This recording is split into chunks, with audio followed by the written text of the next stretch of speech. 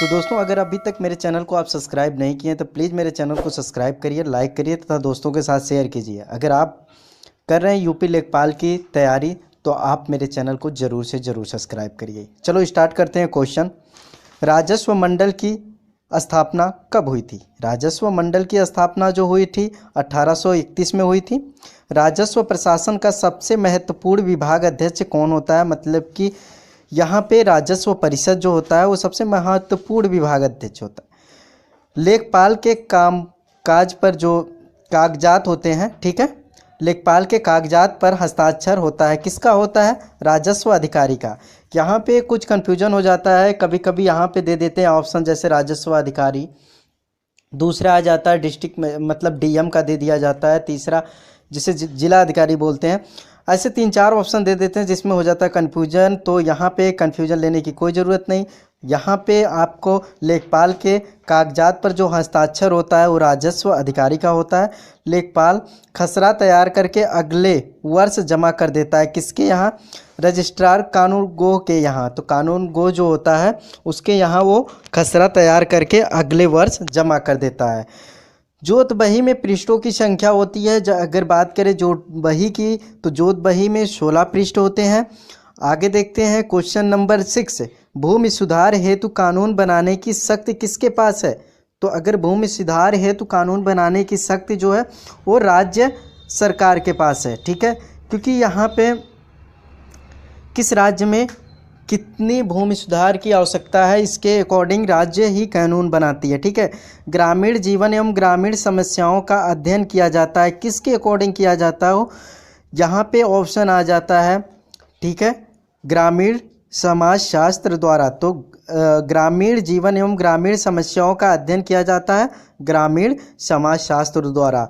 आगे देखते हैं, किस स्थान को चकबंदी के अधीन नहीं किया जाता? अगर बात करें चकबंदी हो रही है तो वहाँ पे किन किन स्थानों को चकबंदी के अधीन नहीं किया जाता? तो है अस्थाई चारागाह, बाग और शमशान या कब्रिस्तान हो उसको चकबंदी के अधीन नहीं किया जाता, ठीक है। ये बहुत ही मोस्ट इम्पॉर्टेंट क्वेश्चन है। किस स्थान को चकबंदी के अधीन नहीं किया जाता है? तो अस्थाई चारागाह, बाग और शमशान या कब्रिस्तान, ठीक है। आगे, जमींदार प्रथा का प्रारंभ किसने किया था? तो जमींदार प्रथा का प्रारंभ जो किया था कर्नवालिस ने किया था, ठीक है। ये तो मैं ऑलरेडी क्वेश्चन किसी भी पीपीटी में मैंने दिया था, याद नहीं आ रहा। 1 एकड़ में कितने बीघा? 1 एकड़ में कितने बीघा मतलब कच्चा रकबा होता है? तो 1 एकड़ में जो होता है 5 बीघा होता है। आगे देखते हैं, 1 एकड़ में कितने बिस्वा होते हैं? तो 100 बिस्वा होते हैं। 1 एकड़ में कितने बीघा होते हैं? 5 बीघा। 1 एकड़ में कितने बिस्वा? तो 100 बिस्वा। 1 बीघा में कितने बिस्वा होते हैं? तो 20 बिस्वा, ठीक है। आगे देखते हैं, 1 एकड़ में कितने हेक्टेयर होते हैं? तो 0.4048 हेक्टेयर, ठीक है। एक शाहजहानी जरीब की लंबाई कितनी होती है? जो शाहजहानी जरीब की लंबाई होती है 165 फीट होती है, 165 फुट।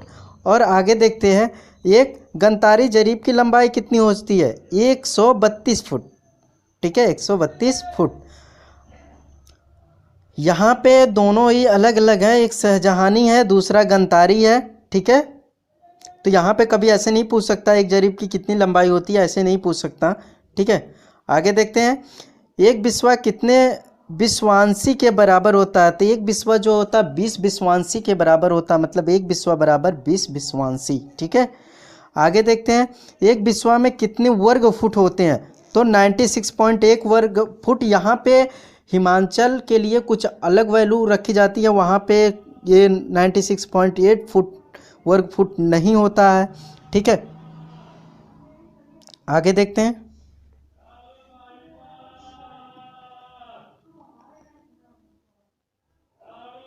आगे खतौनी में नए परिवर्तन किस रंग की स्याही से अंकित किया जाता है? अगर खतौनी में जो नया परिवर्तन होता है उसको किस रंग के स्याही से अंकित किया जाता है? तो लाल स्याही, जैसे कि लिखी भी है, ठीक है। अगर खतौनी में कोई चीज़ नया परिवर्तन होता है तो उसे लाल स्याही से अंकित की जाती है, ठीक है। बहुत ही मोस्ट इम्पॉर्टेंट इसमें कुछ क्वेश्चन है। लेखपाल के पास एक डायरी होती है जिससे वह अपने प्रत्येक दिन के सरकारी विवरण लिखता है, उसका नाम क्या? उसका क्या नाम है या उसका नाम क्या है, ठीक है। रोज नामचा होता है उसका नाम, उसमें वो लिखता है किस गांव की उसने सर्वेक्षण किया या किस गांव में गया, किसकी मृत्यु हुई, ये सारी चीज़ें उसी डायरी में वो लिखता है, ठीक है। तो घुमा के भी पूछ सकता है, उसमें प्रत्येक दिन के सरकारी विवरण लिखता है कि किसकी मृत्यु हुई, किस गांव में गया था, किसका सर्वेक्षण किया, सारे जो विवरण होता है वो उसी डायरी में लिखता है, उसको बोलते हैं रोजनामचा, ठीक है। आज के लिए बस इतना ही, बाकी मैं आपको वीडियो प्रोवाइड करता रहूँगा। अगर आपको वीडियो अच्छी लगी हो तो प्लीज़ एक लाइक करिए।